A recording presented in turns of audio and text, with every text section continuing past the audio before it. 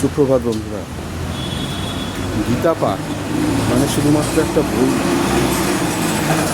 আমরা পাঠ করছি তাই নয়, ধর্মগ্রন্থ পাঠ করছি তাই নয়। গীতা এমন একটা পুস্তক যেটা আমাদের প্রত্যেক দিনের জীবনে, প্রত্যেকের ক্ষেত্রে কীভাবে জীবন অতিবাহিত করতে হয়, কীভাবে আমাদের মনের মধ্যে পরিবর্তন আনতে হয়, কীভাবে বড়দের সাথে, সমাজের সাথে ব্যবহার করতে হয়, কীভাবে সংকটকালে আমাদের মনকে দূরে রাখতে হয়, কোন সংকটে কী পদক্ষেপ নিতে হবে, কেমনভাবে এগিয়ে চলতে হবে, সমস্ত কিছু প্রত্যেকটা স্তরে, প্রত্যেকটা সময়ে, প্রত্যেকটা সমস্যার সমাধান লেখা আছে। সেই জন্য তো এতটা প্রাসঙ্গিক গীতা পাঠ। আমাদের ছোটো থেকেই গীতা পাঠের অভ্যাস থাকা উচিত এবং প্রত্যেকটা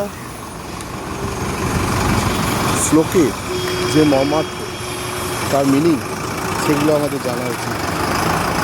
আমরা সবাই যদি একটু একটু করে পাঠ করি, তাহলে আমরা নিজেরা যেমন আমাদের নিজেদের জীবনকে পরিবর্তন করতে পারবো, সেরকম আমাদের সন্তানদের জীবনে আমাদের অনেক পরিবর্তন আমরা করতে পারবো।